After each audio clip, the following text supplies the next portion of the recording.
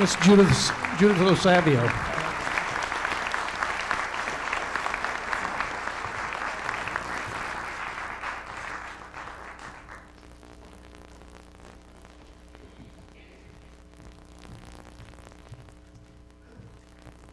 David, thank you for that moving rendition of Amazing Grace. Mr. Brandon was accompanied on piano by Miss Judith Osavia, a faculty member of the Mamaroneck School System. And we would like to thank all of you who made it here this evening in spite of the scheduled change. It is the first time that this program has had to be postponed, and it was a difficult decision to make at the time. Had a lot of help from the Mamaroneck administration with that one, and I think we did make the right call. It's really good to see all of you out this evening. There is a separate schedule in with the January 12th program, and there have been a few changes.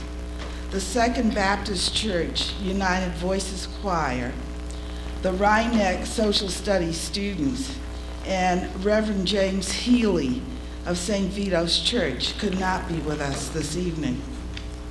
Fortunately, Reverend Joseph DeSanto of St. Augustine's Church, Miss Judith Osavio from our Mamaroneck School System, and Miss Belinda Thompson, a representative of the Second Baptist Church, will be part of the program this evening. 7 years ago, the Human Rights Commissions of the villages of Larchmont, Mamaroneck, and the town of Mamaroneck joined together to sponsor this annual program to celebrate the accomplishments and philosophy of Dr. Martin Luther King Jr. and to call our communities to action. In 1988, who would have believed that in 1994, we as individuals, community members, and members of the broader society would still too frequently find ourselves in the same positions as 7, 10, 20 years ago.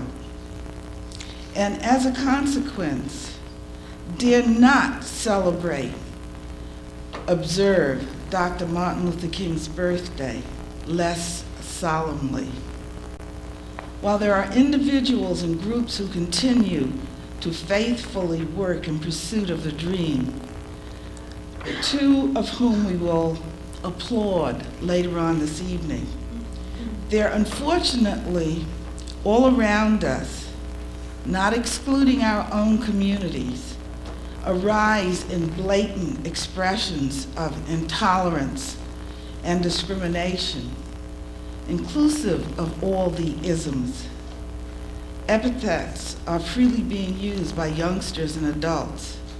There are those who, forgetting or ignoring their own heritage, openly exhort others to go back where they came from. And some who continue to ascribe negative attributes to entire groups of people, even as they only encounter one or none. It is over 30 years since Dr. King delivered his moving "I Have a Dream" speech, a dream deeply rooted in the American dream, a dream searching for an oasis of freedom and justice, a symphony of brotherhood. Our theme and challenge this evening is, has the dream died? If your response is no, we once again call you as individuals and members of communities to action. This evening, Father Joseph DeSanto will now give the invocation. Father DeSanto.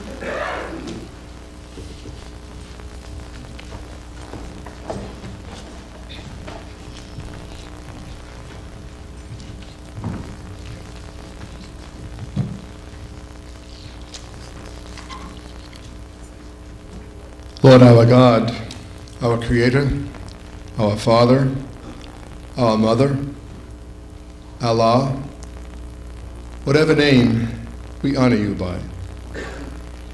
You have in ages past raised up prophets, kings, scholars, and saints to recall all your people, whoever they are and wherever they may be, to their heritage as your daughters and sons, to their humanity, and to yourself.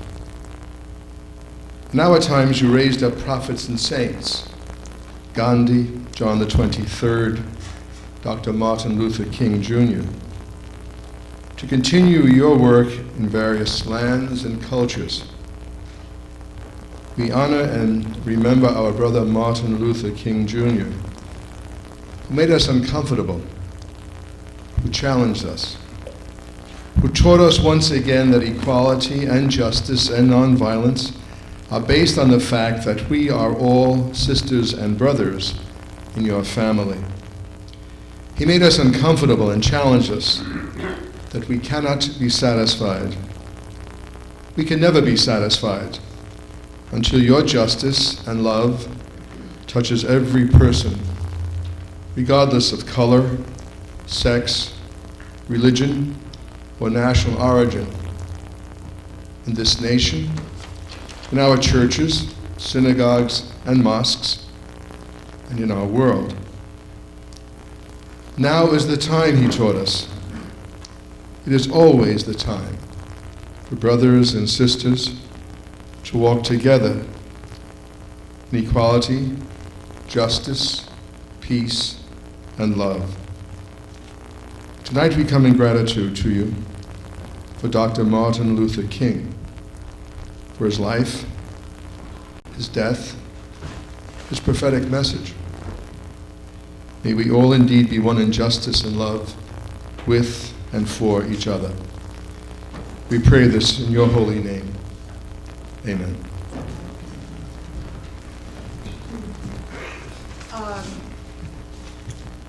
Ms. Judith Osalvio and Ms. Belinda Thompson will now lead us in the singing of Lift Every Voice and Sing.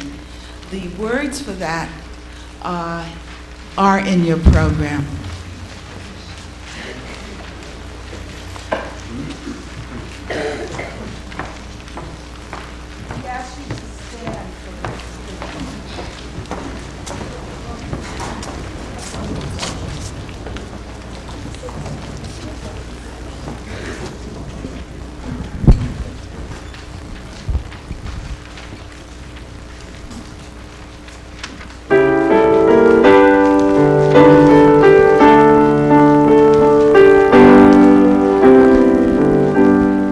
Lift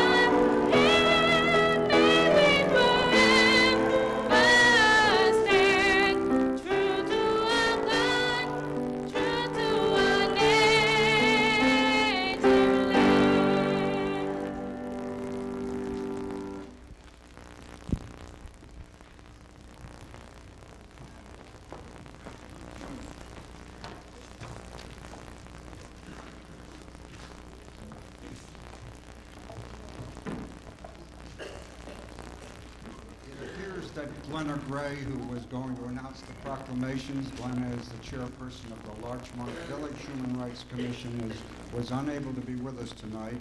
So I would like to just announce that we do have proclamations on the music stands at the front of the stage from the Village of Larchmont, the Village of Mamaroneck, and the Town of Mamaroneck. You'll note that there are 2 on each stand, and one of each of them honors one of our honorees tonight, and the other honors the other honoree.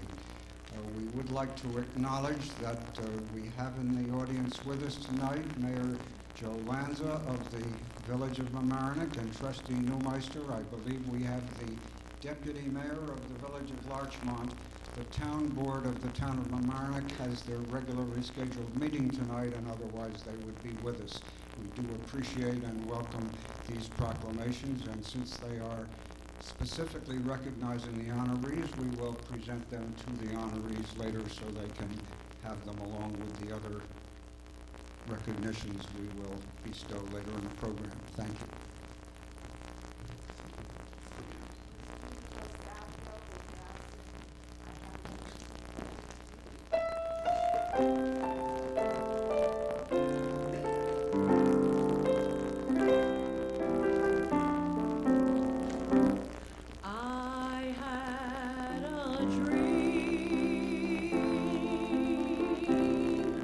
That thrilled my soul.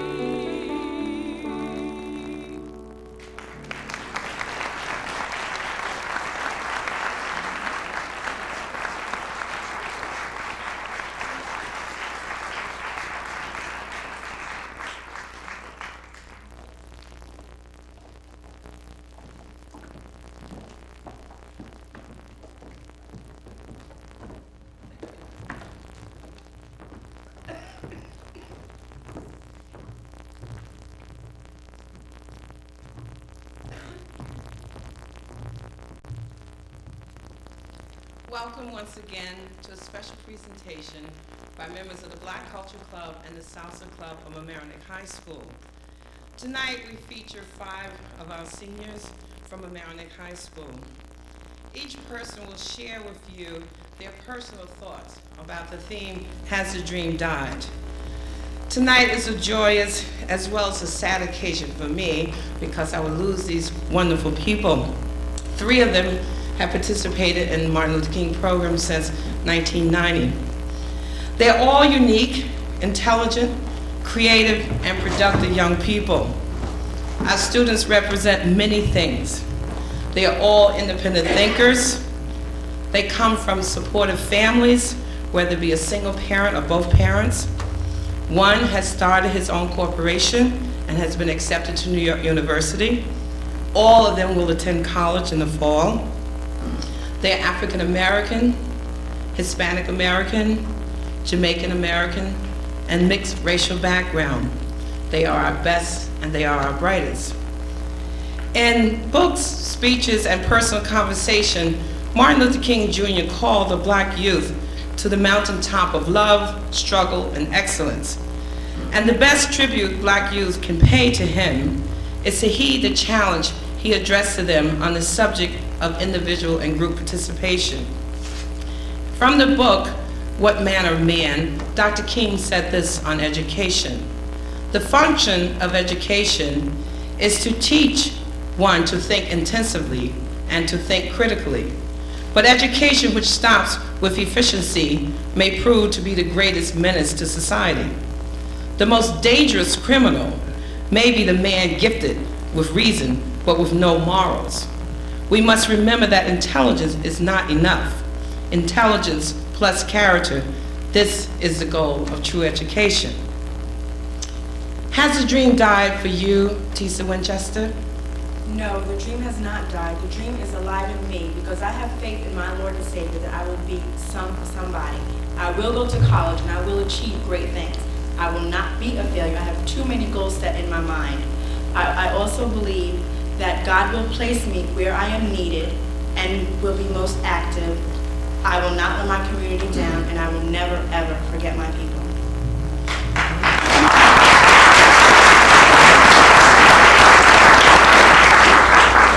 In 1958, Dr. King said this on Black heritage. The Negro must always guard against the danger of becoming ashamed of himself and his past.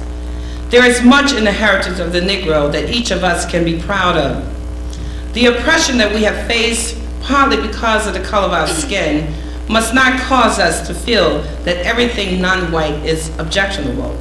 The content of one's character is the important thing, not the color of the skin. We must teach every Negro child that rejection of heritage means loss of cultural roots, and that people who have no past have no future. Has the dream died for you, Lori Ann Swaby? Has the dream died for me? No, it is my reality. I am a young Black woman working hard, persevering in all my endeavors, and determined to make a positive impact on my society. In order to do so, I must remain spiritually sound. Martin Luther King Jr. tried to end racism and prejudice during his time, but it still continues. I, like Toni Morrison, believe that those who practice prejudice and racism are the victims, not I. I will go on from day to day with a smile on my face, because I know that I am someone special and important. I am proud of me.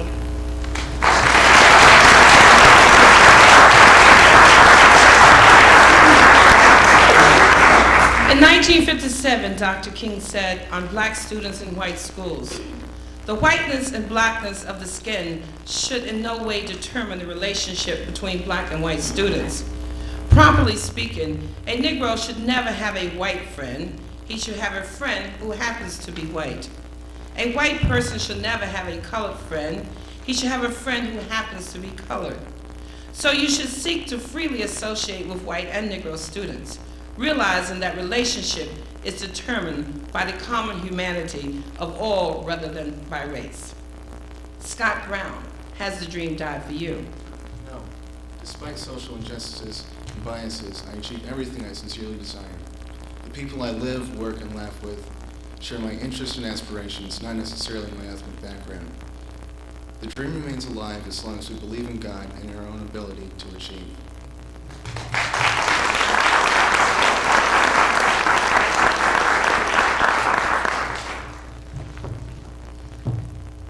If it falls your lot to sweep streets, sweep them like Michelangelo painted pictures, like Shakespeare wrote poetry, like Beethoven composed music. Doria Saez, has a dream died for you? No, the dream have not died for me. Dr. Martin Luther King Jr. inspired many other ethnic groups besides African Americans. Through his fights against segregation and discrimination, he also inspired me. As a young Hispanic male, I will not let bigotry bring me down, but I will stay strong. And I feel as long as there's people like me in the world, the dream will never die.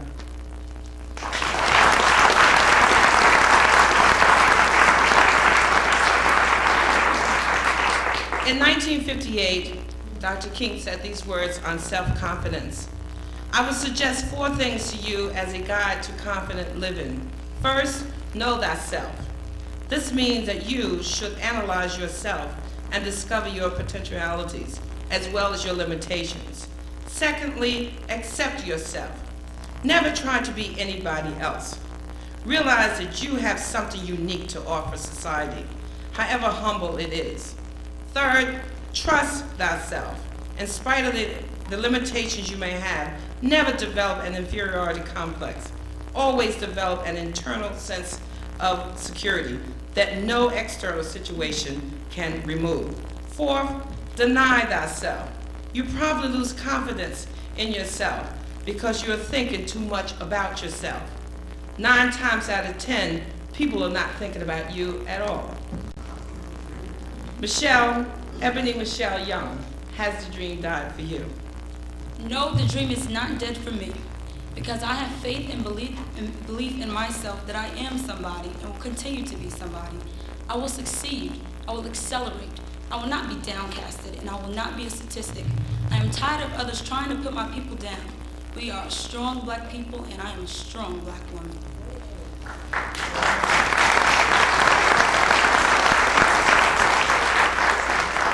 We have come a long way, but we still got a long way to go. If you can't run, walk. If you can't walk, crawl. But by all means, keep moving. Thank you very much.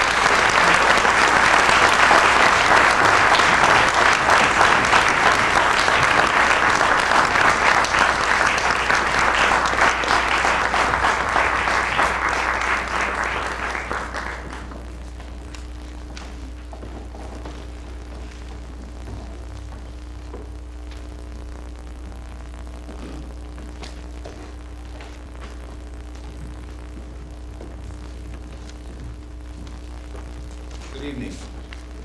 My name is Bruce Williams, and I'm a member of the Human Rights Commission for the Village of Mamaroneck.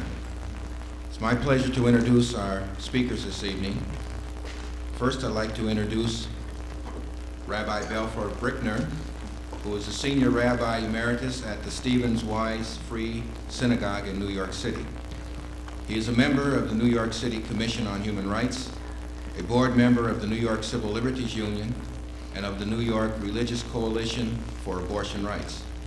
A former director of the National Commission on Social Action of the Union of American Hebrew Congregations, he continues to serve on the Interreligious Affairs and Ethics Committee of that organization.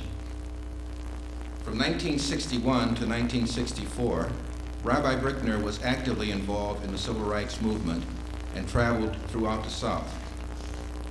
As he has shared with us earlier, during that time he had the pleasure, the unfortunate pleasure, just as many other colleagues in the struggle in those days did, to end up in jails in the South, including the Birmingham jail from which Martin Luther King wrote his famous letter from the Birmingham jail. Rabbi Brickner knows firsthand about the struggle that Martin Luther King participated in. It's my pleasure to present to you our first keynote speaker, Rabbi Brickner.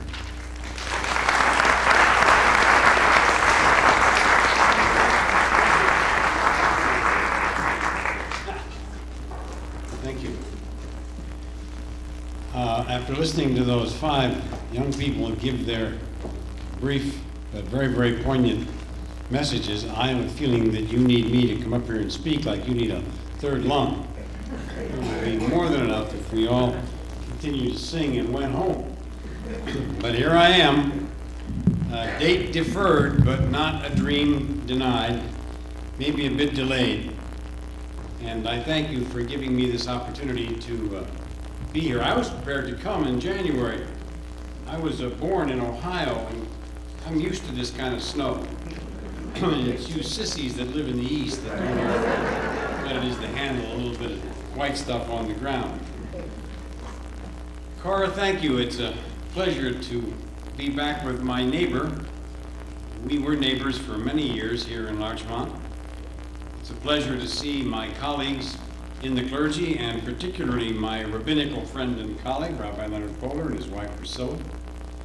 And I congratulate all of you who are about to receive or have received awards and plaques. A plaque on all of your houses, and may they survive. It's really nearly a quarter of a century since I lived here in Larchmont. I can't believe that. A quarter of a century sounds like such a long, long time. It's better to say 25 years. That's a little easier. But that's the fact, and I can remember living, at least domiciling here in the 60s. I think I spent more time in those years out of Larchmont than I spent in the Larchmont and Mamaroneck area, but that was because I was on the road so much. We all go back and think about and remember the challenging years that the 60s really were all about. The civil rights struggle, Martin Luther King, vigorous and alive and leading us all.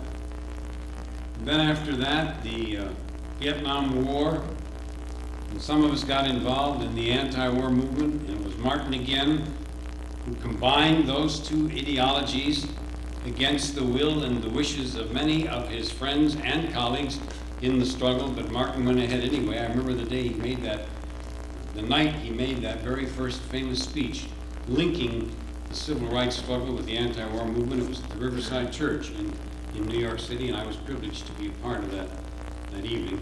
The nation was torn apart. There was no healing.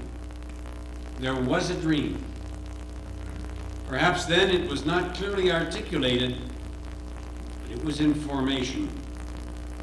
And we all held the belief that we could overcome. Now it's a quarter of a century later, and what's happened?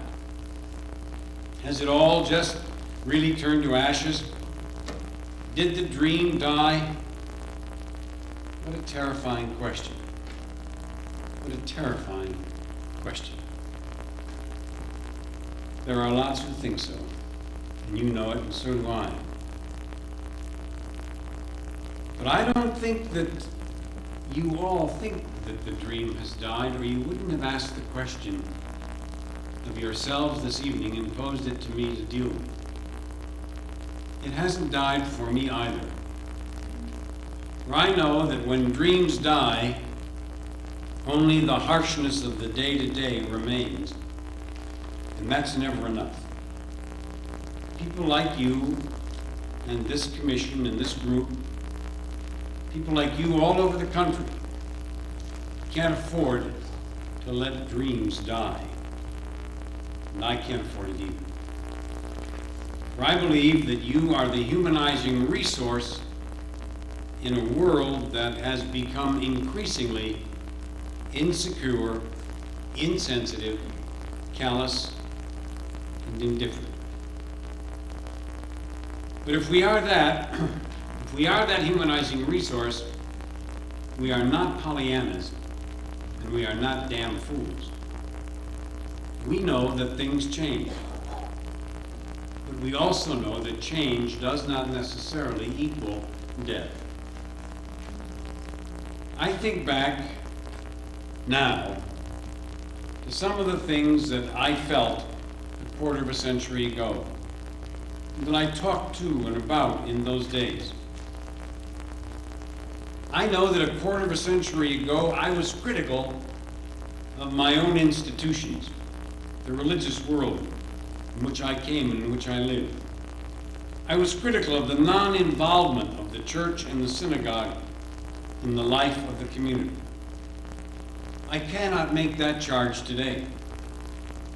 While religious institutions are smaller and older and probably poorer, it cannot be said of them that they are indifferent or withdrawn. They see and grapple with all manner of social problems, from gay rights to male-female equality to the meaning of sexuality, including the support for family planning policies, to poverty in their own backyards, whether it's in urbia or suburbia. There is hardly a church or a synagogue in America today, whether in the suburbs or in the inner city, that does not struggle intelligently and seriously and meaningfully with these problems. I know of hardly any religious institution that does not seek to feed or to shelter. The lines are blurring between social justice and social service. Yet most religious institutions are reluctant to take advocacy positions on such things as Roe v. Wade or Title X or gay rights legislation.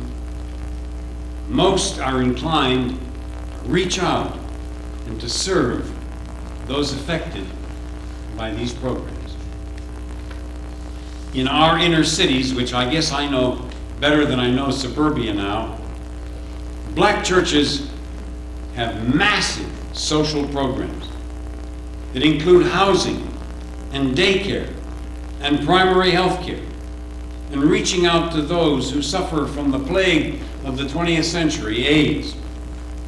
So much so now that the private sector is even beginning to finance the work of the church and synagogue as it serves society.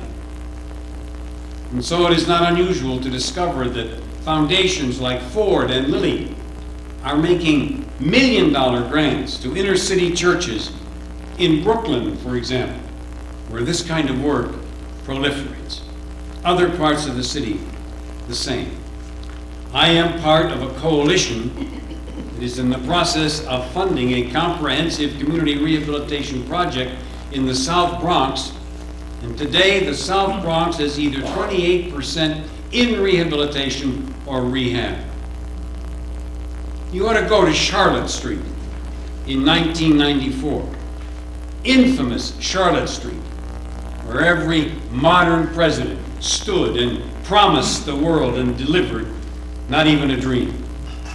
Charlotte Street today is 11 acres that has 94 single occupancy houses all through the area on quarter-acre plots with green grass and flowers. And occasionally you can even see a boat pulled up in the driveway.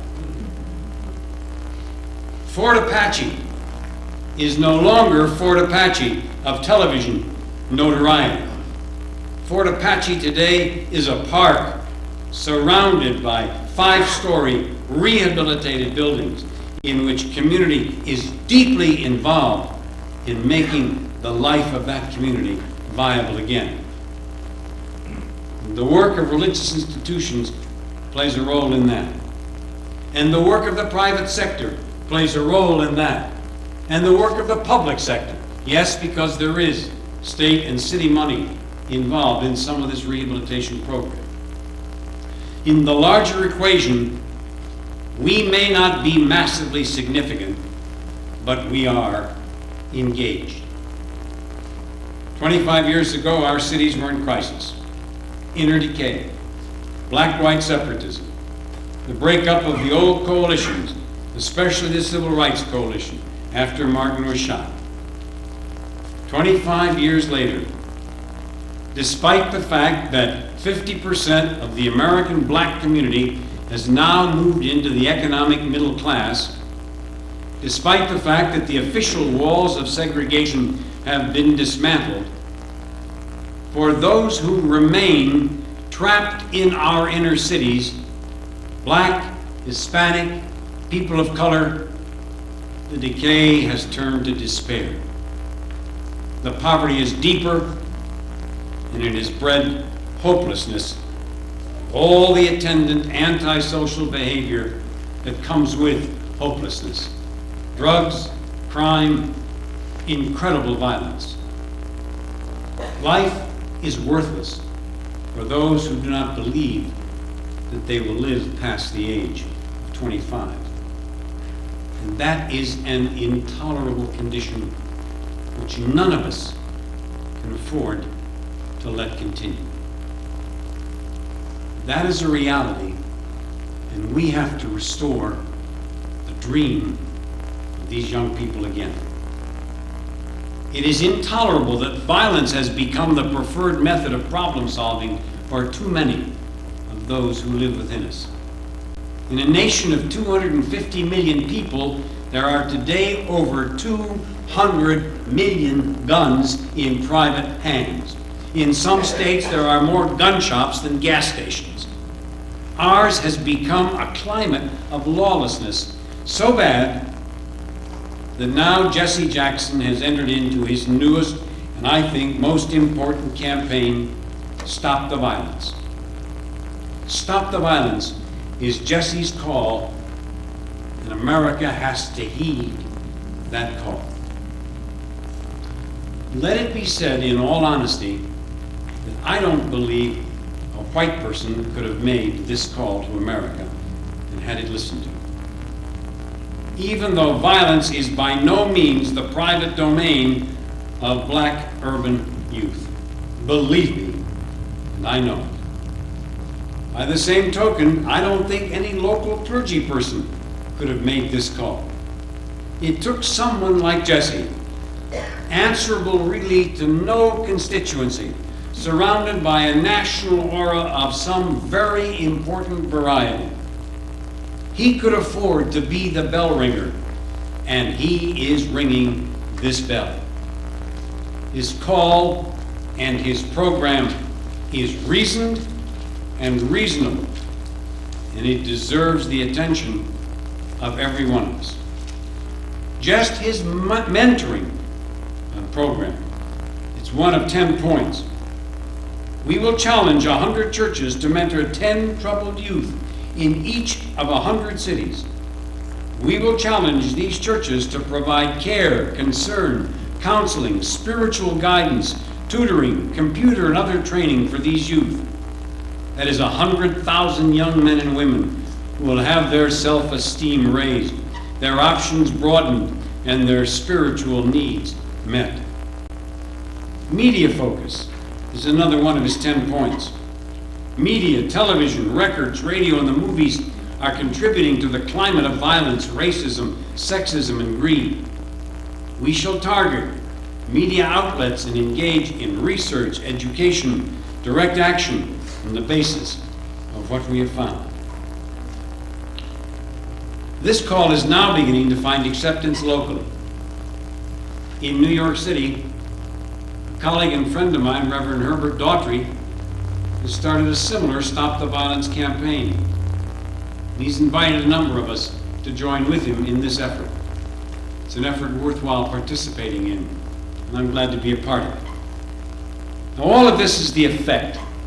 This is all the response to a cause. What is the cause?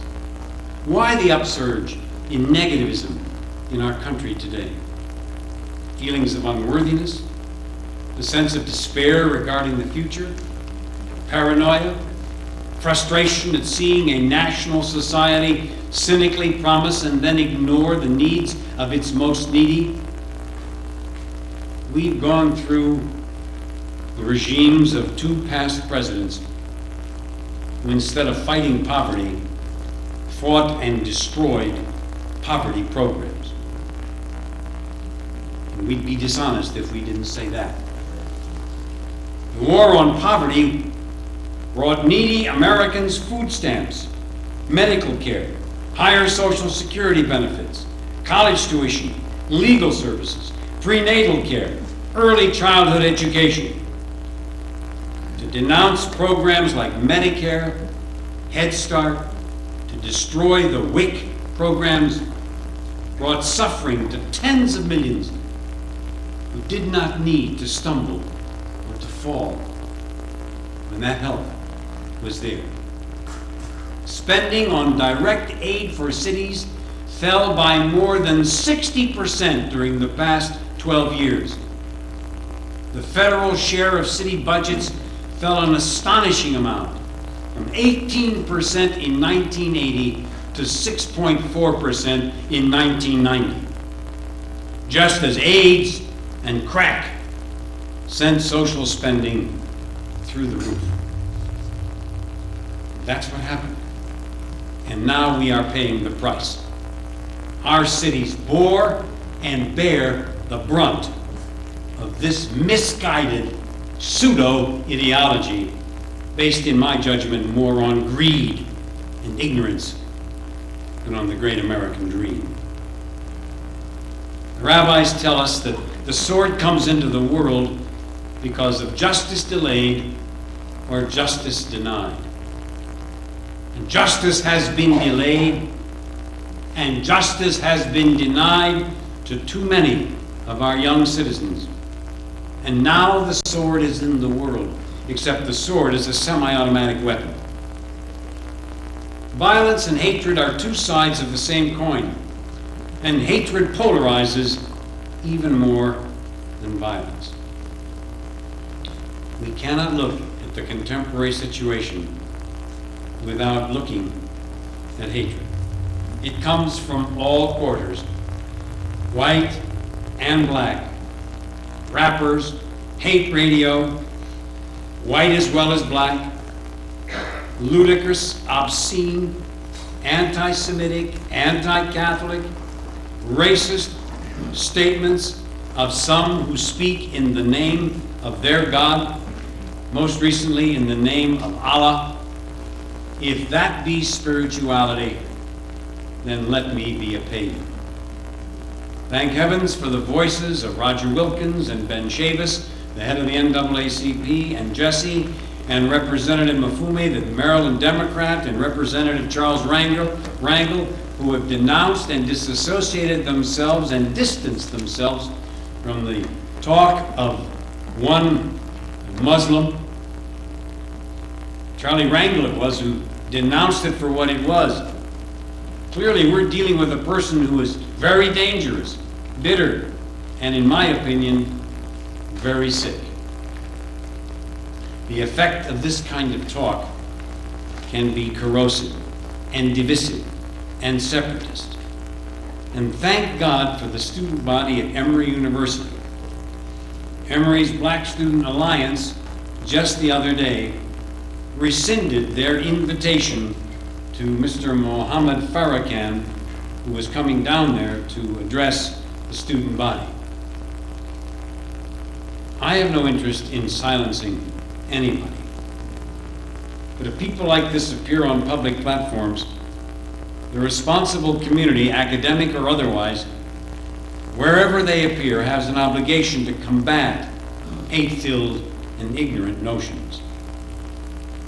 It turns out, in my judgment, that the speech that was given in New Jersey last November was a strong reminder whenever the virus of bigotry breaks out, it dare not be ignored. For Jews, anti-Semitism or racism coming from sources that we consider to be somewhat intellectual and sophisticated is a particularly troubling experience. We put our faith and our hopes in education. And when that fails, we respond like many non-Jewish whites. There is a tendency to withdraw. And some members of my community are beginning to show signs of withdrawal. Jews are asking themselves, is there really black hatred endemic in the black community? Is there really anti-Semitic virus in the black community? I don't think so. There is nothing in blackness that is indigenously anti-Semitic. To blacks, I think Jews are just a subset of whites. The issue is far beyond black-Jewish relations. The issue is racism. If 25 years ago I spoke, as I did in those days, of black-white separatism, today let us realize that racism is still endemic in this country. As one black student said to me not too long ago, you'll always be black, no matter where you go. I think we have to deal with the reality of a pervasive racism that has not yet been dissolved in American society. And there is a flip side to white racism, and that is black self-isolation. I hear some people talk about autonomous communities with their own economic base, their own security, their own schools. That's a very, very tricky question for a Jew. For as a Jew, I understand separatist communities of the Orthodox.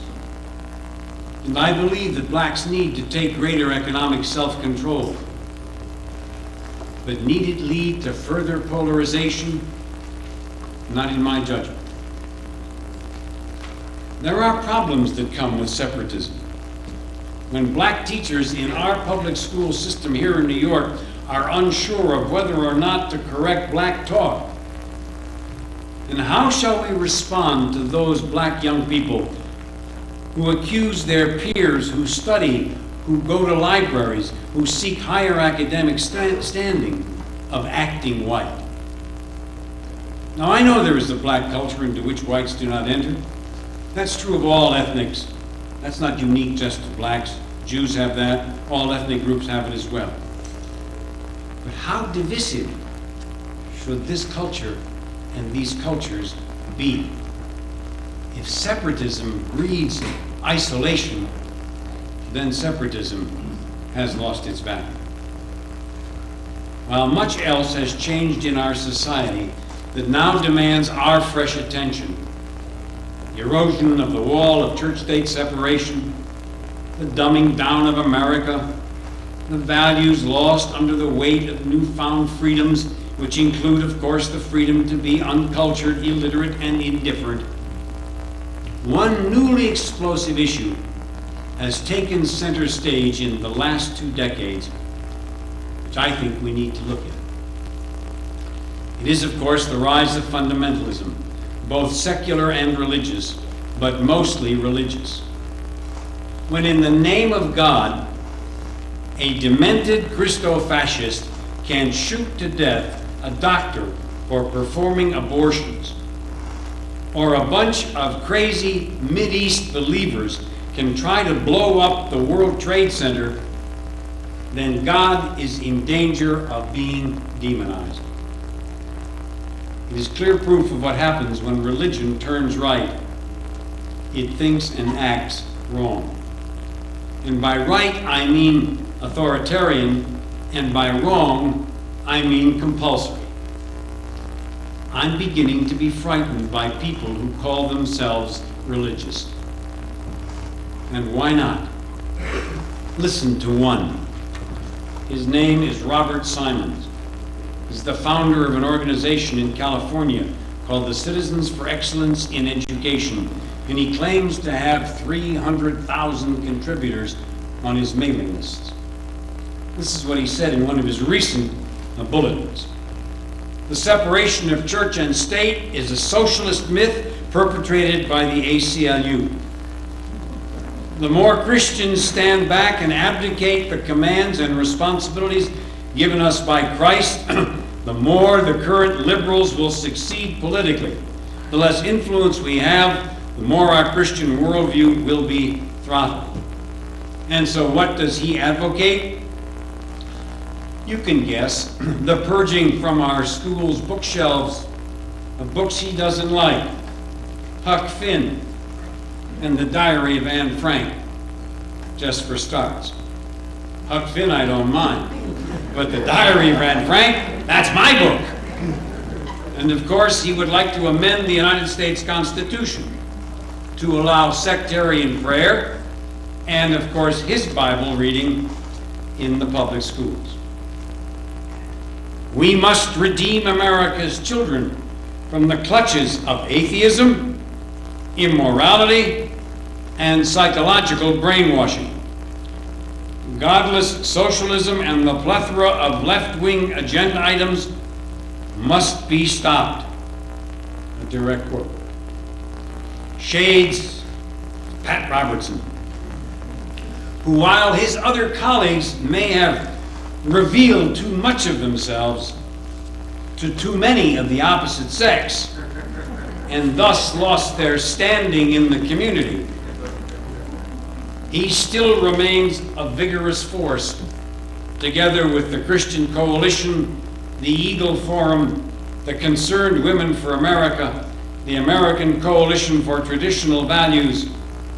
You should collect in your plates every weekend what he gets in the mail every week. We still face a massive charge of the right brigade, and we have a duty to oppose it. Is there a crisis in values in this country? If there is, it will not be solved by censorship or the curtailment of our basic freedoms, nor can we rely solely on the White House or the courthouse to protect our rights. And some of us have done too much of that. The ills that afflict our society will not be cured by prayer in the public school, sectarian Bible reading in the public school, putting up crosses, creches, or menorahs on public property, while allowing guns in everybody's hands, nor by the prevention of sex education in our public schools or the repression of rights for gays. That is what the religious wrong teaches, and it is sheer lunacy. To tolerate that is a classic example of what the Irish poet Yeats must have meant when he wrote, "The best lack all conviction, while the worst are full of passionate intensity." We need then vigorously to challenge such advocacy, to make clear that our opposition is rooted in our own personal commitments to a unique American experiment, a dream as yet unfulfilled, that legally separates church from state. It is called the First Amendment to the United States Constitution. We are a very small band. We all too civil libertarians. And maybe our dream is too big. But one thing I do know, we survive by virtue of a thin line that has tremendous tensile strength. The Constitution, its bylaws, and its amendments, most notably the first. The writing of dreamers who lived on these shores 250 years ago. Once that's gone, you and I are at the mercy of fanatics and bigots, some smiling, some not, some white, some black, some not, some in religious garb, and some in mufti. Our health is directly related to the social, economic, and political health of our larger society.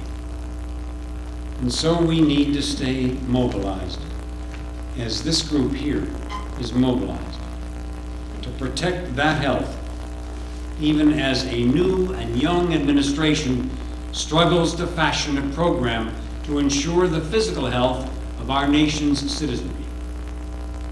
Make no mistake, we are still in a struggle for the spirit of America and for its soul. Martin told us that 25 years ago, He was right then, and he is still right. The battle lines are clear. We, the mainstream, occupy an important place in that line.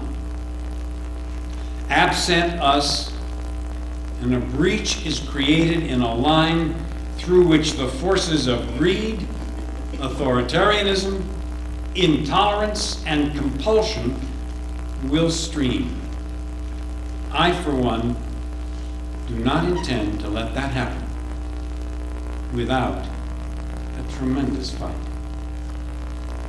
If you and I are engaged together in that struggle, so be it. If not, we'll go our separate ways. I thank you for letting me come. I wish you luck, and God bless.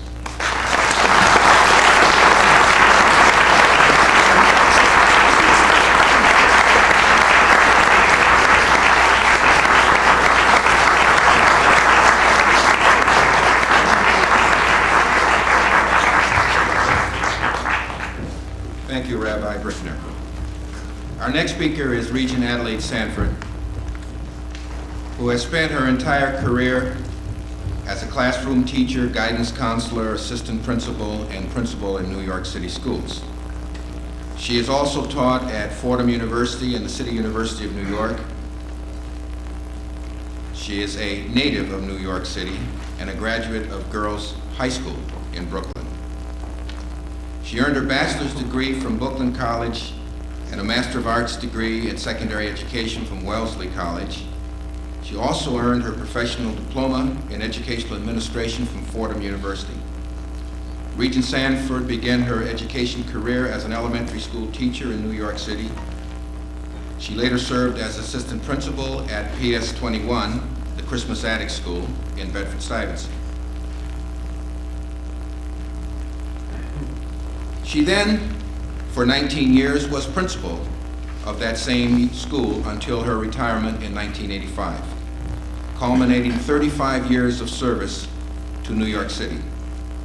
Under her leadership, PS 21 earned the reputation as an outstanding inner-city school where student achievement, teacher morale, and special programs for gifted and talented students brought citywide recognition. Her leadership in education has earned her numerous awards, and I won't try to mention all of them, but just let me say, including the Congressional Black Caucus Humanitarian Award and the presidency of the New York State Association of Black School Superintendents. Regent Sanford recently was elected to her second 7-year term as a member at large to the New York State Board of Regents, and it's my pleasure to present to you my friend and colleague in the struggle, Regent Adelaide Sanford.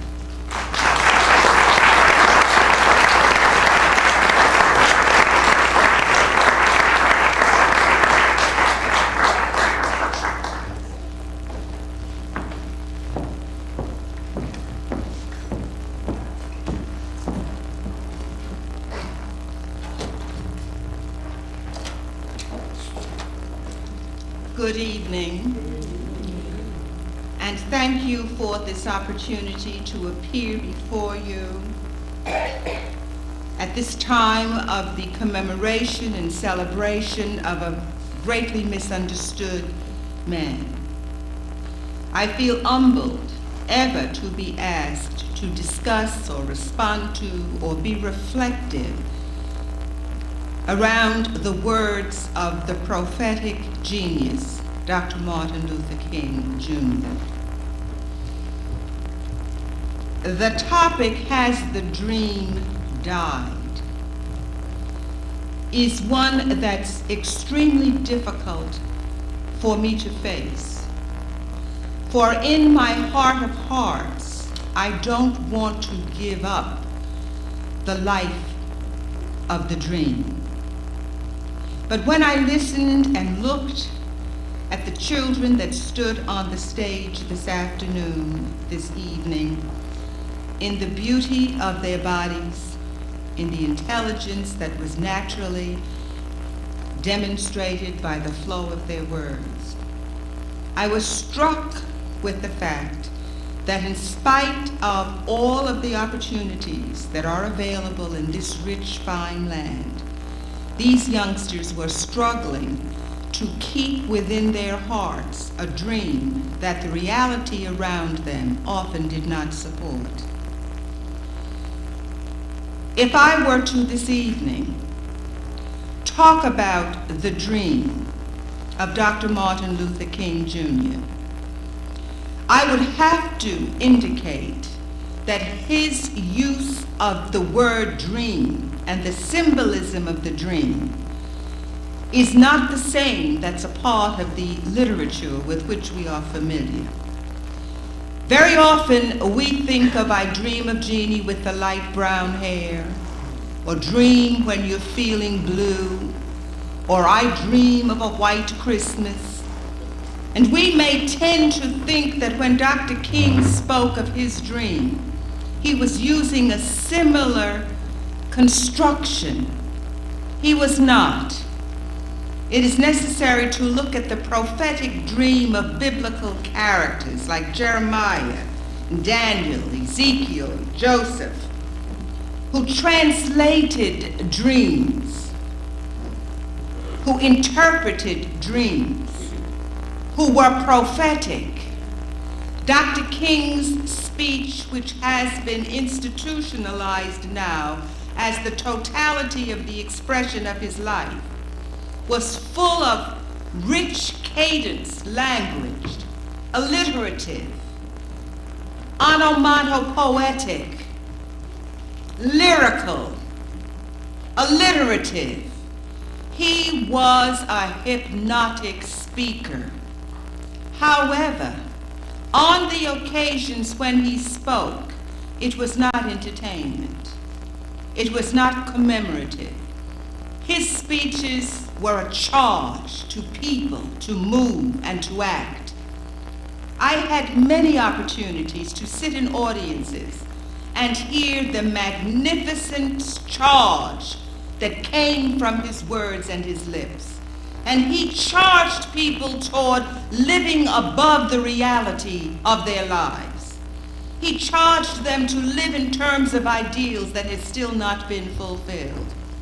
And I always want to remind myself and audiences with whom I speak that we should not think by having an evening when we remember Dr. King's dream speech as being sufficiently worthy of his challenge. His challenge was an action item: social change. Non-violent techniques and methods to bring about social change. And unless when we have our commemorative ceremonies, we are moving toward social change using non-violent techniques to bring about social change, we have weakened and diminished the magnificence of his charge. In order to be reflective about the question, I went back and reviewed in my mind my memory of his speech, for I was there when he made it in 1963. The careful analysis of the words of that speech, which the world has chosen to use as an exemplar of his life, and it is not an appropriate exemplar. But if you look at that speech analytically, with an eye to understanding what he said, he created within that speech a pattern or a design for the fulfillment of his highest hopes. And that pattern to me is very clear. It was very clear that day when he made that speech at the Lincoln Monument. But rarely have I heard people examine it to say, what is it that we must do to make this dream flourish? First, he said, I have a dream that's deeply rooted in the American dream. That's how he starts off, talking about not the American reality, but the American dream. And what was that first part of his dream pattern or design? That this nation will rise up and live out the true meaning of its creed, that all men are created equal. And I submit to you that unless that first step is taken, it is not possible to realize just the portion of the dream that we would choose to bring to reality. There are efforts that follow this first phrase that will not come to fruition until America rises up and not speaks more clearly, not makes more laws or more regulations, but lives out the true meaning of its creed, that all men are created equal. Not become equal if they're smart, not become equal if they work hard, not become equal if they are not sick or crippled, but that they are created equal. In the act of creation, there is equality. It isn't a question of worthiness or deserving. It is in the effort of creation that equality exists. That's what America says. And until America rises up and lives out that creed, and until those of us who are in charge of choosing the people who lead America decide that we truly want to choose people who will help America to rise up and live out the true meaning of that creed, the other parameters of the dream cannot live. That is the first part of the pattern. And we have a responsibility in recognizing that we are the people that shape and form America through the plebiscite, through the right to vote. Some of us got that right to vote as an unearned advantage, according to Peggy McIntosh at Wellesley College, and others had to work hard to earn the advantage to vote. But it is through the exercise of that vote which gives us the opportunity to create the kind of America that is willing to rise up, that does not reduce programs, that does not really believe that people are poor because they choose to be poor, or ignorant because they choose to be ignorant, or ill because the damnation of God is upon them, but rather that they are created equal in the eyes of God, and it's up to the people to create a government that recognizes and validates their equality. We have no such agenda. Even though the business community pronounces its interest in schools and its interest in the development of fine educational systems and wants to support efforts at improved housing, they pay billions of dollars into the campaign funds of conservative people. While the whole world talks about the amount of money that's spent on welfare mothers, and that's a code word, we never discuss the amount of money that's spent on parity, or on the tobacco subsidy, or on the sugar subsidy, or until recently on the honey subsidy. It is never a topic of discussion. So the inequality is built into our system, and the focus is put on those things which might redistribute the understanding of the essence of equality. Then he goes on to say that he has a dream that from the red hills of Georgia, and he picks those states in the South that were most notorious for their bias and discrimination. And I think it's important to note when we begin to talk about hate, and I would like to touch on that briefly a little later, we must distinguish between a response to hate and the originators of hate. There is a difference, and we cannot blend it all together and appear as though racism and reverse racism and hate and the response to hate are interchangeable. They are not. He says from the red hills of Georgia, he has a dream that the sons of former slaves and the sons of former slave owners will be able to sit down together at the table of brotherhood. No one talks about those words from his dream speech, for it is not difficult in our society to identify the sons of former slaves. But nobody admits to being the son of a former slave owner. In fact, just the topic brings such rage, such efforts to say we must forget the past and embrace each other as brothers. But Dr. King didn't say that. He said that we want the former slaves and the former owners of slavery to be able to sit down at the table of brotherhood. He didn't say that they must sit down. He said they must be enabled to sit down. You cannot join the hands of the powerful and the powerless and have a real joining. You must have a level playing field, equality of opportunity. You join hands in brotherhood with your peers. You cannot join hands in brotherhood from an elitist to a deprived person. So he's speaking of a powerful change. And he's seeking of the realization for identification of those who have been the benefactors of the institution of chattel slavery.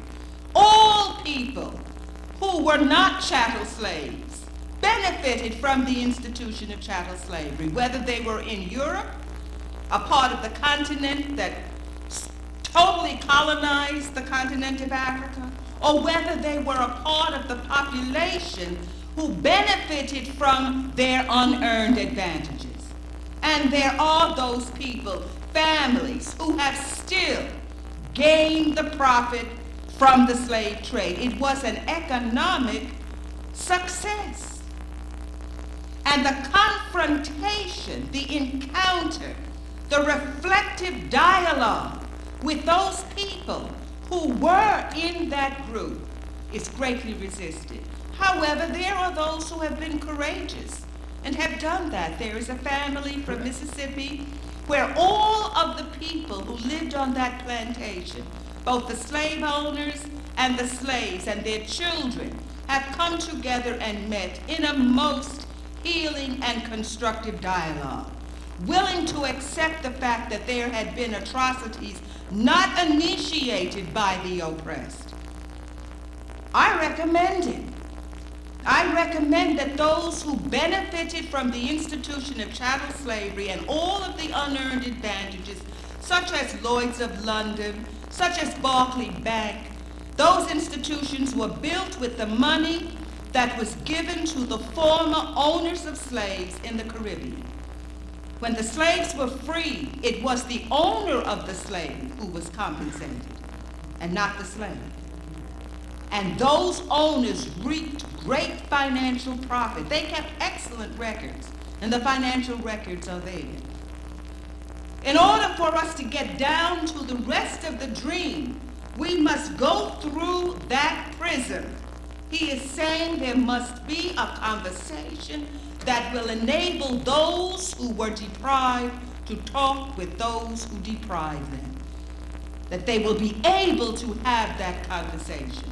And on many occasions, I wish that we would, rather than having speakers, that we would have conversations with each other, where we would really talk about what we feel, and what pains we have, and what guilt we have, and what negativity we have, and what hopes we have. He goes on to talk about that he has a dream that there will be a transformation. The changes very often that we want are not transforming. They are a little bit here and a little bit there, a little token here, and we'll have a Title I program and we'll enable people in pejorative ways and we'll give the money to people who have no commitment to make the program succeed, and then we think that we have achieved our purpose. He talked about a transformation. And I submit that the only thing that will heal America is a transformation, the creation of an oasis of justice, there is no effort to create that oasis of justice. He's also taught in the next sequence that he hoped that his children, who were small, he called them his 4 little children, would one day live in a nation where they would not be judged by the color of their skin, but by the content of their character.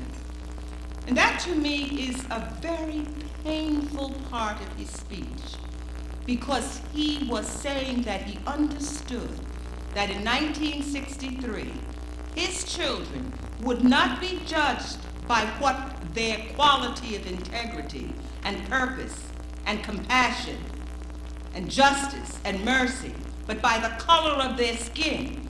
And if they were judged by the color of their skin, it would be a pejorative judgment. Now, where did that come from? If we go back and look at the literature that formed the basis of the education and philosophical designs of our society, I could go back to David Hume in 1776.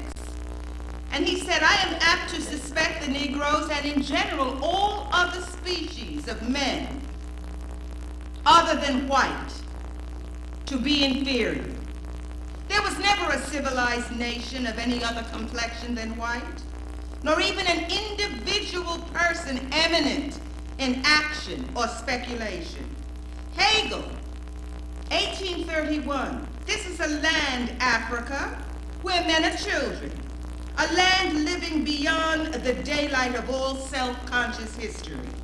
Let us forget Africa, never to mention it again.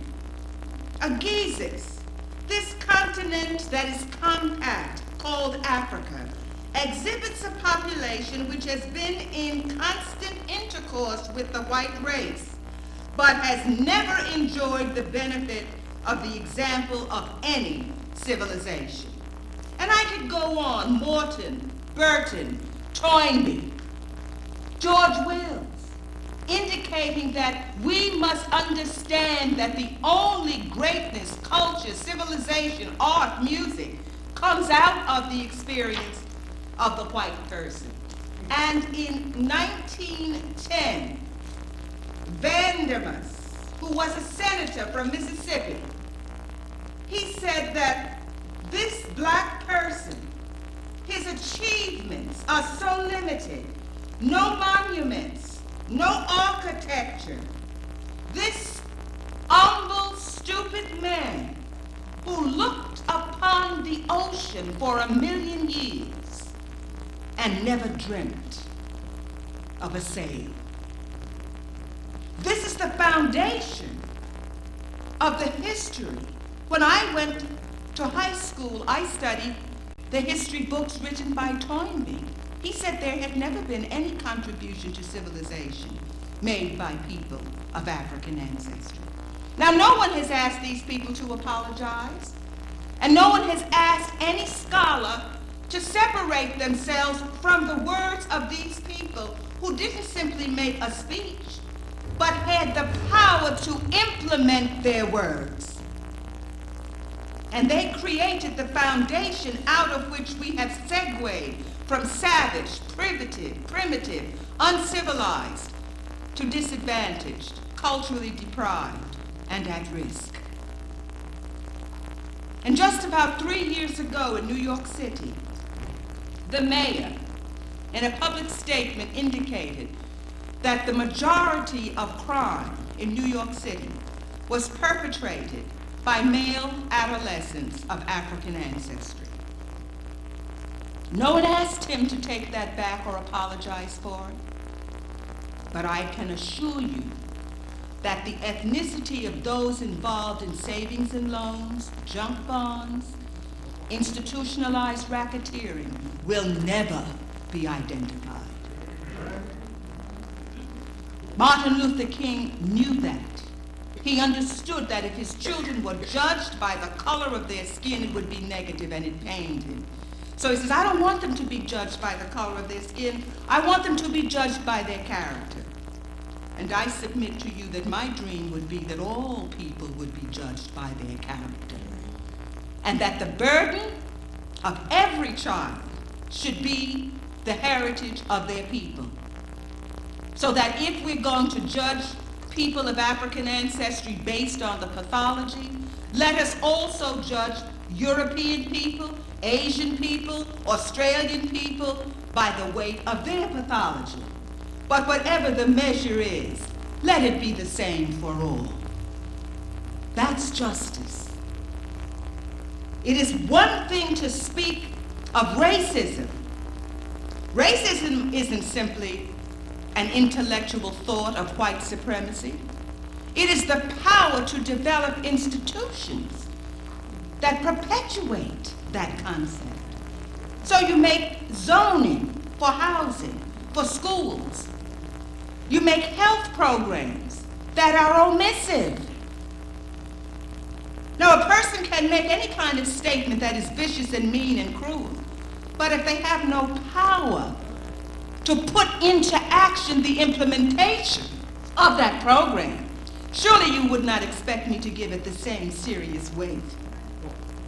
When I listened to a person like Dr. Levin at City College, he was talking about the students over whom he has a power relationship. He said they're more prone to criminality, these children of African ancestry. Maybe they should be detained because of their propensity for criminal behavior. No one asked him to take it back, and no one asked anyone to separate themselves from him. Now, the interesting thing about that is he had the capacity as an instructor in a program where children of African ancestry had to take his classes. This person who spoke at Kane College is not to be defended by me, but he was a man with no power over the people about whom he spoke. He had no capacity to do anything but talk. Why are we asking all of the people of African ancestry of any position to disclaim him? Not very long ago, a member of the United States Senate, in talking about the people from Africa who had gone to South Africa, called them cannibals. He was an elected official. There's been no outcry. There is a difference between racism and the response to racism. There's a difference between hate and a response to hate. And I think it is extremely important to recognize that all hate is wrong. But if we're going to talk about hate and violence and racism, we must begin with its origin and those who originated it. And certainly, if a worm is in the fire, it will squirm. Surely we're not going to ask the children to swim through the sewer and come out spotless. Is it that we just want to change the children and not the sewer? Are we going to say we must tame the young lions, but we can't change the jungle? Tame lions are in zoos. We must consider what we're asking when we demand that people make peace without justice. You're asking them to internalize their justifiable anger. I am opposed to violence, but this nation was created in an act of violence. Chattel slavery came to these shores in an act of violence. As a member of the Board of Regents, I can tell you there is educational violence in this state. For 7 years now, the Board of Regents has distributed a report called The State of the Schools of the State. And we have said we have a bimodal educational system, one that is white, affluent, suburban, and successful, and one that is poor, dark, urban, and failing. And I have not heard a single voice speak against it. Where we have the children with the greatest educational need, we have the least experienced teachers, the poorest school plans, the largest turnover of teachers, the lowest technology, the smallest number of books in the library. Where are the voices of the righteous around that? Where are the voices of those who believe in education, who believe that the Constitution of this state, which says every child will be provided with a sound, basic education, and they are not lobbying, they are not in attendance, They do not write a letter. They do not contact a single policy maker to see that there is a sound basic education provided for all children. Then he goes on to say that he has a dream that way down in Alabama, where he lived at that time, little black boys and little black girls, and little white boys and little white girls will be able to join hands. Will be able to. Will have the kind of access to quality education where they can truly be peers. Can't take a child from your villages here and join hands with those who are homeless in the Harlems and the Bedford-Stuyvesants. But I submit to you that it's Wall Street that lays the foundation for a Harlem and a Bedford-Stuyvesant. They could not exist without that.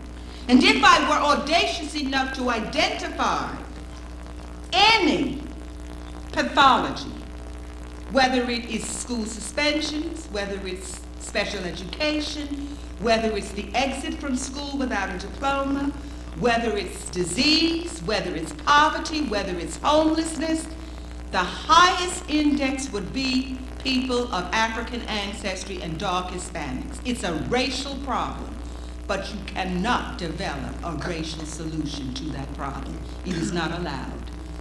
Whenever an attempt is made for people of color who lost the privacy of a language, and understand how powerful language is, never to be able to teach and talk to your own people without someone else being able to interpret what you say.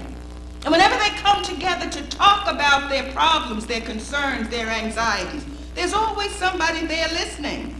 It's not talking to those people, trying to solve the problems as we see them, trying to define it, trying to save our children, trying to tell them you're not deprived and disadvantaged. Some people have had more help. They've had greater advantages than you have. You have to work harder. But there is the reality of racism. We can't teach our children they can be everything they want to be.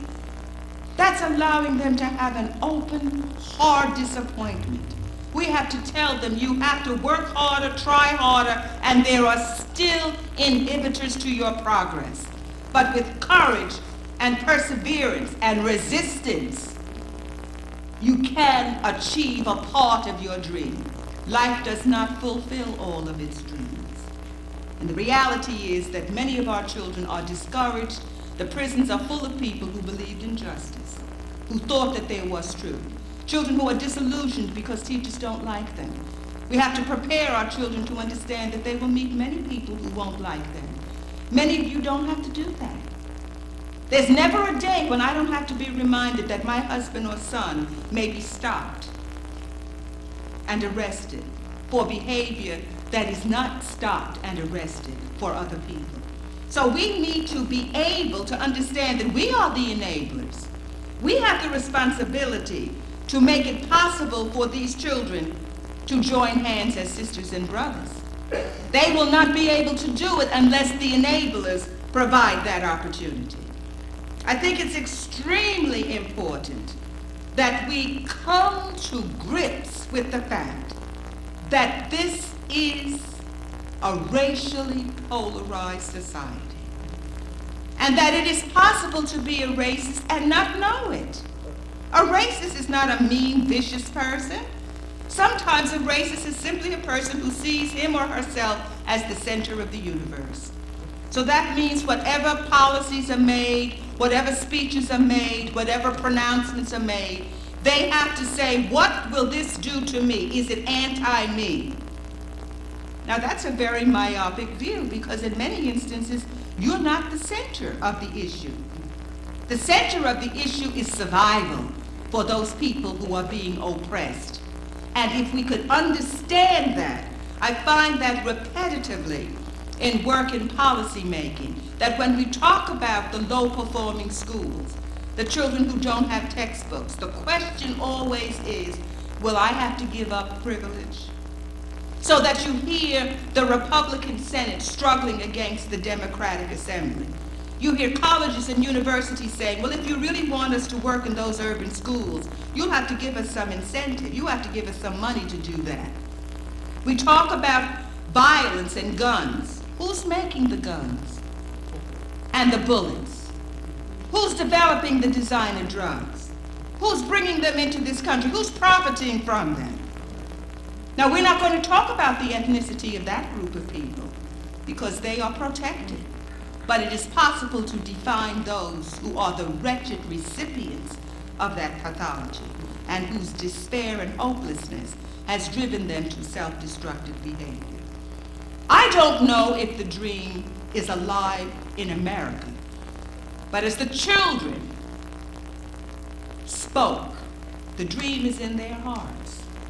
The indigenous Americans, when they found themselves losing their land, losing their culture, losing their language, losing their way of life, said we must keep our civilization alive in our hearts until it can flourish again. And there are many of us who look at the wretchedness of our people today and look at the interpretation of the behavior of our people without ever an attempt made to define why, who look at the whole world, who determine who our leaders should be, how we must respond to anything that is uncomfortable to them. It is difficult to water and fertilize and nurture that dream. Extremely difficult. The pain is so great.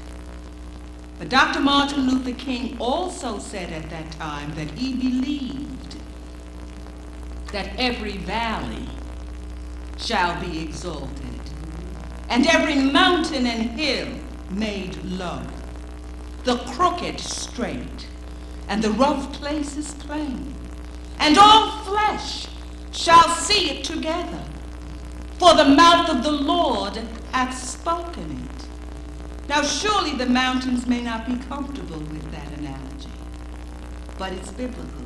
And maybe the rough places aren't comfortable with being made plain, but truly, the valleys are waiting to be exalted. I was introduced this evening with a kind of resume that one prepares for the world. But the truth of the matter is that I answer to the name Adelaide Luvinia Hines Sandford. But in reality, I can never know my name. I will never know what my wise ancestors would have called me. I can never send a letter home. I can never get a postcard from home. I can never know where home is. For home embraces and nurtures, and America and New York has not done that for me.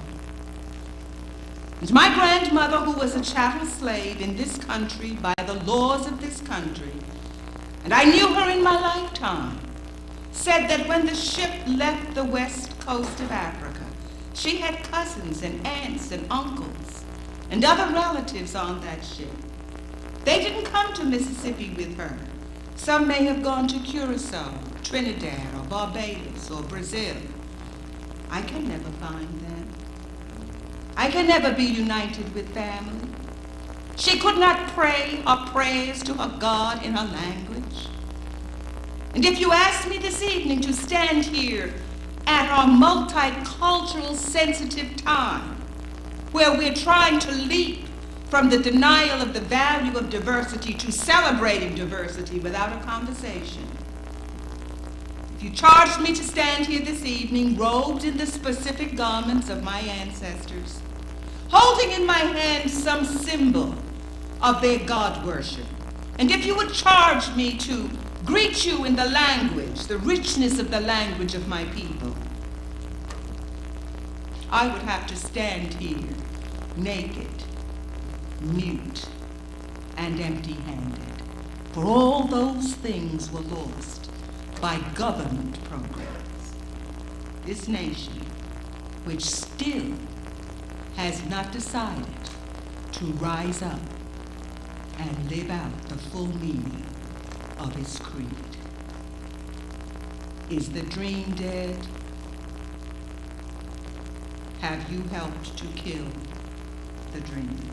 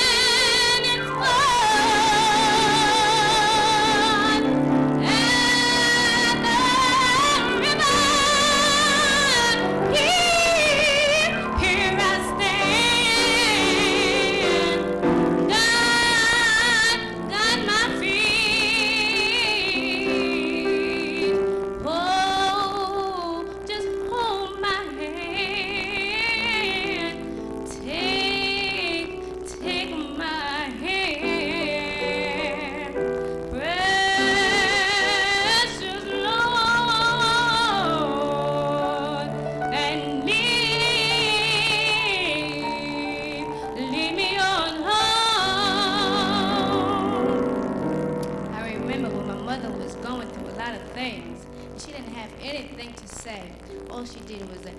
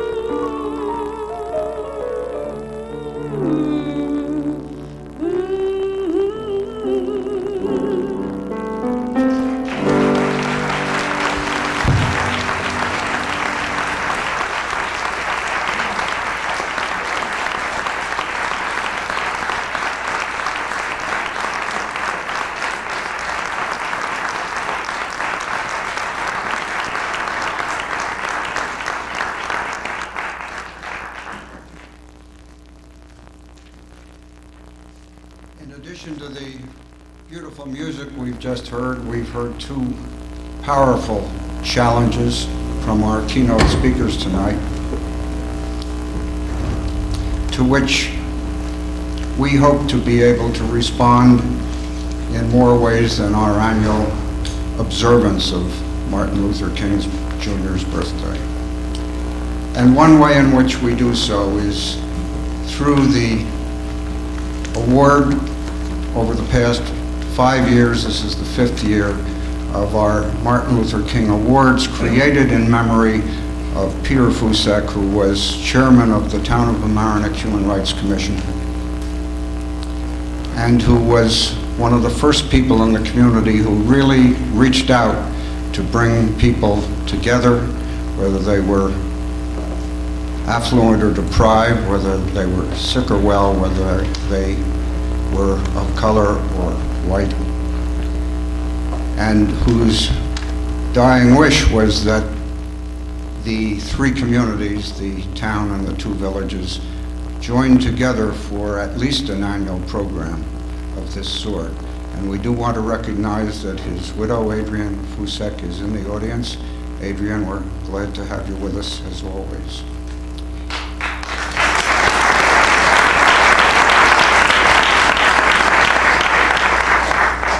These awards have been given to people who, in their, I was going to say small way, but no big way, but it's in their quiet way, have reached out to people and organizations, because we solicit from the community nominations of people and or organizations whose volunteer actions in the community have exemplified the principles of Martin Luther King Jr. And in listening to both speakers, I kept thinking of the ways in which the comments were so applicable to each of our awardees over the years, and very particularly to our individual awardee tonight. I haven't known Marvin Wexler very long. He's very shy, and he says he really hasn't done anything. He is a successful lawyer. He was a top honors student at Yale College and at Yale Law School and at the London School of Economics. He's a partner in a firm founded with two people of similar age in 1981. They have a number of associates. They're engaged in commercial litigation. And so he has a pretty heavy schedule, and he undoubtedly comes home evenings and over weekends tired. But he is never callous or indifferent. He says he hasn't done anything, but all the people who nominated him mentioned countless things he has done. And I've just observed a couple little things on occasions when we were together in meetings. When he heard somebody mention that someone had a problem, usually a homeless person, usually a person of color, and he came over and said, if you aren't able to help them work that out, let me know and we'll do something about it. I won't go into the details. They've been published in the newspapers, and those of you who have had any contact with him know what they were. He asked me not to go on about this because he insists he didn't really do all these things, but Marvin has asked if he can say a few words. And Marvin, please come up and share this with us, and then we would like to present you with the award that comes with this evening. Thank you.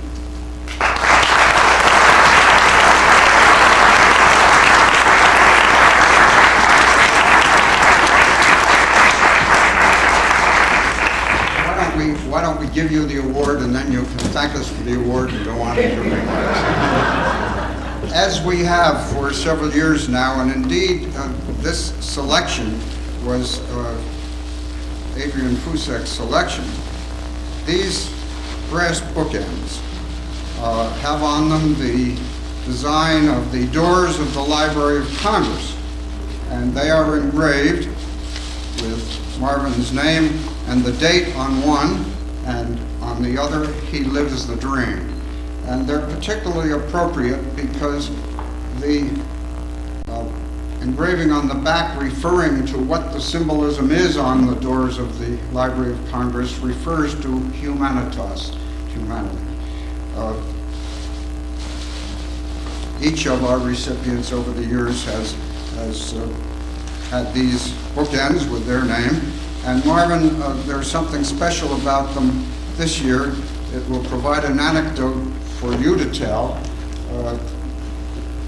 Not exactly like the anecdote you heard me tell the other day, but there is something about these. They're engraved with the date January 12th, so you can always explain that you didn't really get them on January 12th. Marvin Wexler.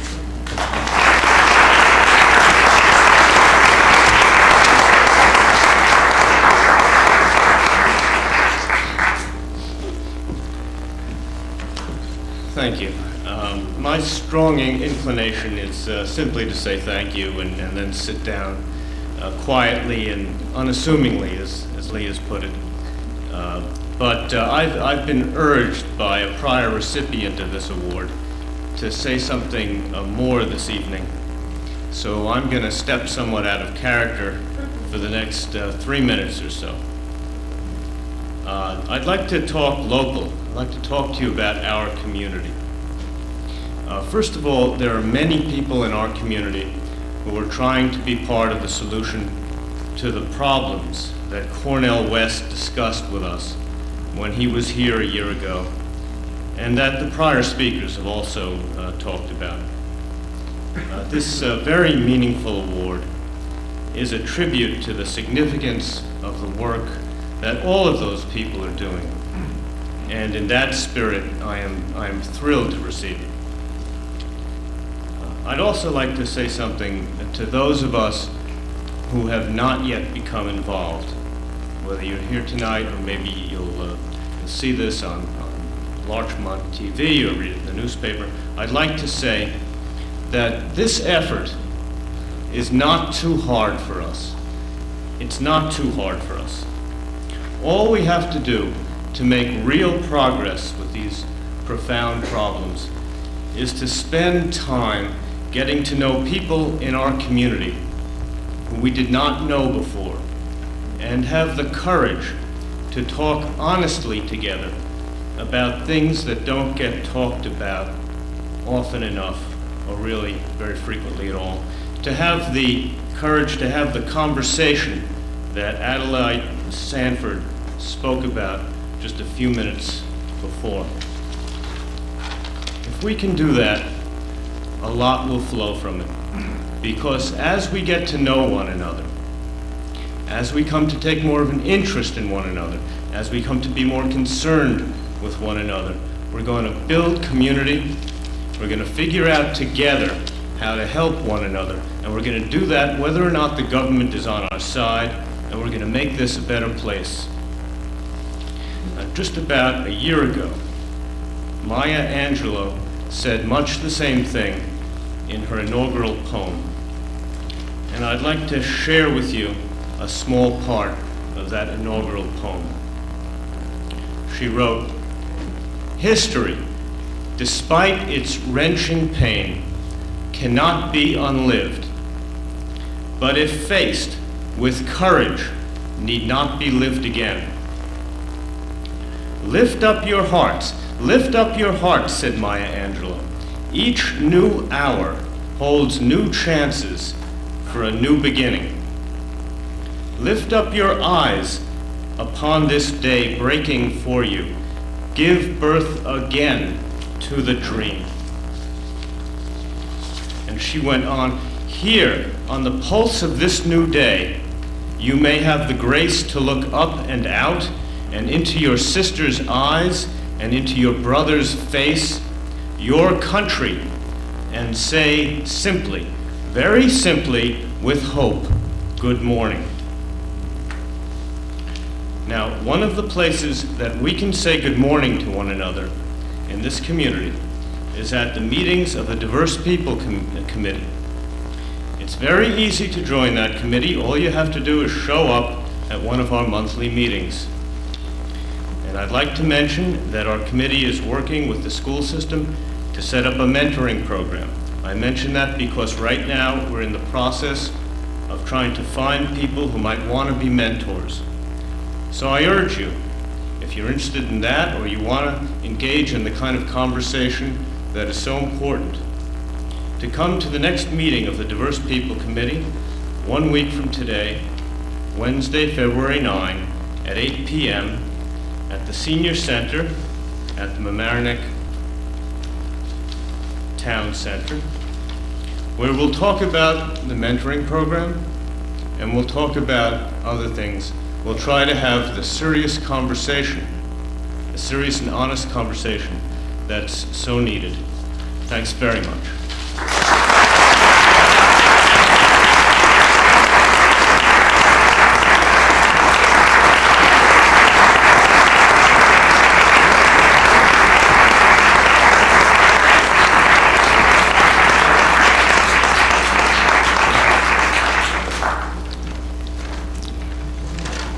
Two of our prior honorees were honored in connection with their work in reaching out to the homeless people at the Larchmont Motel, which, as most of you know, no longer exists. And when the Larchmont Motel ceased its existence, a group of people in the community recognized that in addition to the need to provide tutoring support, friendship, clothes, food, and what have you to the people in the Larchmont Motel who were homeless, there were people in the community, some 250 families it is estimated, who are hungry in this community, hungry and often homeless and in need of other support. And a group of people comprising Reverend Bill Shillity from the Methodist Church, Julie Sibley, the Village of Mamaroneck Human Services Director, and Cindy Goldstein decided that it would be useful to set up an organization called the Larchmont Mamaroneck Hunger Task Force and to do something working through the Greater Mamaroneck Community Action Program Center to at least sometimes provide food to these people. And so they formed the Larchmont Mamaroneck Food Pantry at the CAP Center. And on the second and fourth Wednesday of every month, they provide bags of food enough for 4 family meals to about 250 people. We're talking about 2 tons of food every time, about 6,000 different food items. Some of this food comes from food collections at churches and in other organizations. Some of it is donated by businesses, local merchants, and some of it has to be bought through Food Patch and other broader geographic food sources at the lowest possible prices. They need to raise about $48,000 a year to keep this thing going. It's a little over a year old now, but it's been totally staffed and operated by volunteers, and it's been an absolutely magnificent program for which a lot of people are grateful.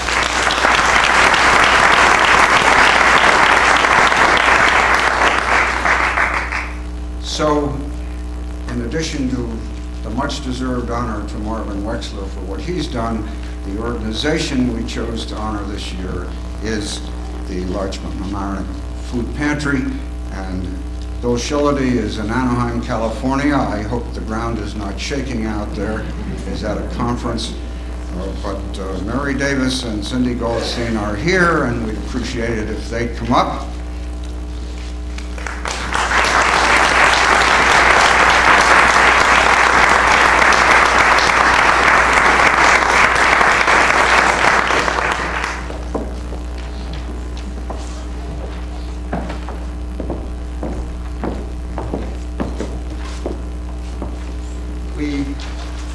We have an illuminated scroll that reads, "To Larchmont Mamaroneck Food Pantry for Neighbors in Need," which is its full name, in recognition of an organization whose existence exemplifies the principles and dedication of Dr. Martin Luther King Jr., 7th Annual Martin Luther King Jr. Celebration presented by the Human Rights Commissions of Larchmont and Mamaroneck, January 12, 1994.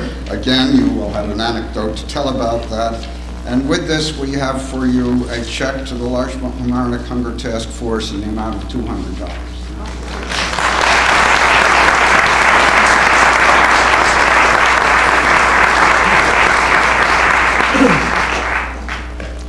Hi, my name is Mary Davis. Bill Shillity asked me to convey a few thoughts to you. He's very disappointed he couldn't be here tonight. It's the first time in 5 years that he's missed this important event. On behalf of our task force and the food pantry that we operate at the Mamaroneck Community Action Program, we are very honored to receive this recognition, especially so early in our existence. Our task force began when Julie Sibley called a group of people together to discuss the issue of hunger in our midst when a previous program had closed down. We've been truly amazed at how the people of the Larchmont Mamaroneck area have responded to the need. Over 100 people came to our initial meetings, and more than the same number have been involved in active volunteering, carrying, collecting, and distributing the food. The houses of worship and various service groups, schools, and concerned citizens have made our program successful. This award really honors our community. We've started to address the fundamental needs of hunger and those less fortunate. We believe it's important to give to those in need with dignity and concern and never judgmentally. Thank you so much for recognizing all who have participated in the program, trying to share the ultimate power of love for that very basic human need of hunger. Thank you.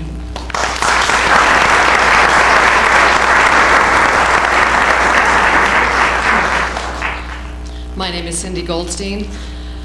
When we first started the idea of a food pantry in Mamaroneck, a lot of people didn't accept the idea that there were hungry people living in this relatively affluent community in Westchester. As the Westchester Coalition of Food Pantries and Soup Kitchens has shown us, though, Westchester is far from exempt from the hunger problem. Over 107 agencies belong to the Westchester Coalition and are currently serving neighborhoods ranging from Yonkers to Katona, from Peekskill to Mount Vernon, and Larchmont and Mamaroneck will not be missed with those groups. Once the hunger problem in Larchmont and Mamaroneck was identified and the community was roused and has supported the program from the beginning, local merchants, volunteers have come out. Our current roster is well over 100 people that show up on a regular basis to help collect the food, sort the food, pack the food, and distribute it. Our volunteers come from all religious and ethnic backgrounds and all age ranges. We have Girl Scouts in there packing, and we have senior citizens helping with the paperwork and distributing the food. It is a truly gratifying local solution to help our neighbors in need. To give you maybe some example of how broad-based our support is, let me ask anyone who has ever volunteered any time at the food pantry or in any connection with it to please stand up and remain standing. Anyone who's spent any time at the food pantry volunteering? Is there anyone out there who's donated food or money to help the pantry keep going? Would you please join the ranks and stand up? Anyone who's ever been to a meeting, one of our hunger forums, or any of our steering committee meetings to help with the hunger problem, would you all stand up too, please? Anyone has a family member who's been active in the food pantry? Anyone who supports us in our fight against hunger on a local level, would you please stand up? And now give yourselves a hand. Thank you.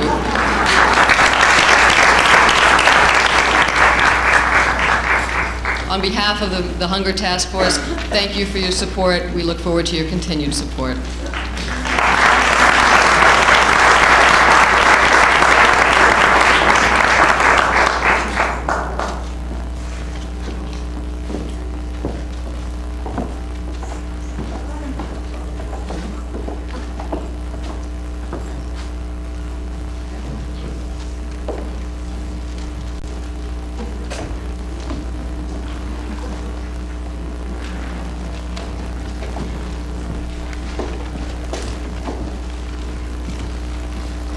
I don't know about you, but I've just found this evening a very inspiring evening.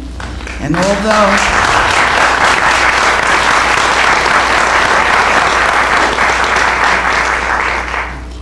in rescheduling the evening, we had a great deal of additional work to do. I think it is probably one of our most memorable annual tributes. I'm just so sorry that there are people who missed it. And I think particularly that we did not have more younger people here. I hope our community cable TV has done a job so that we can certainly share this with other groups and with our children.